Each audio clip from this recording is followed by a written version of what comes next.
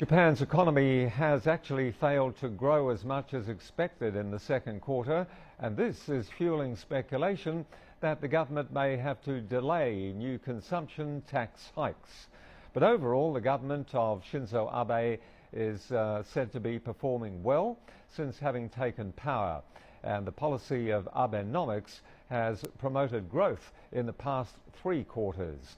And sustaining that economic growth is the key to unlocking Abe's proposed constitutional changes, as Tony Chang reports in the last of a series on Japan's move to the right. The land of the rising sun is asserting itself once again. A new government with a new message, and the possibility of an end to Japan's pacifist constitution. Over the course of the next week, we'll be taking a closer look at the rise of the right wing in Japanese politics, the possible constitutional changes that could lead to a return for a proper Japanese military, what ordinary Japanese people think about all of these changes, and whether this is a real risk to regional security in East Asia.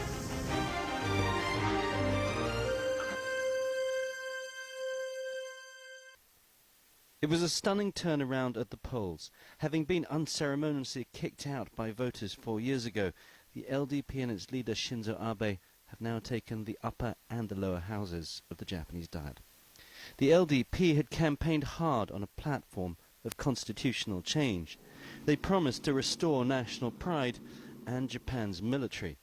And since taking power, they refused to back down against China and Korea in territorial disputes. But is that actually what the voters wanted?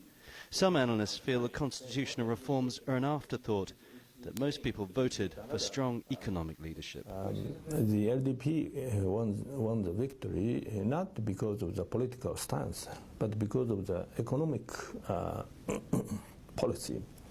Thus far, it's worked. Mr. Abe has reformed the Bank of Japan, brought down the value of the yen and pushed the economy back into growth for the first time in a decade. And the policy of Abenomics, as it's become known, is taking on Japan's famous bureaucracy. Even Mr. Abe's political opponents are on board. The Restoration Party, also in agreement on the constitutional reform, is keen to introduce changes. We have to trust more in the power of the private sector, so that they can operate more freely, and we strongly believe we have to remove the bureaucratic regulations. But while the domestic economy is doing well, trade with neighbours is not. The recent territorial disputes are estimated to have cost Japan billions of dollars in lost trade. The improvements in Japan's economy over the past 8 months have benefited Shinzo Abe enormously at the opinion polls. But if relations with China and Korea continue to deteriorate, it'll be very serious for the long-term future of the Japanese economy. But Mr. Abe is unlikely to be swayed. His legacy will be constitutional change, and economic success is the way to sell it to voters. Constitutional reform is this sacred trust. So that is what is driving him. That is his ends, and Abenomics is the means to that, those ends. And Abenomics can only do so much. So far it's provided stimulus, but questions remain over its ability to sustain long-term growth. It's the third plan. The previous 2 have failed, and the current one is looking a little bit wobbly at present.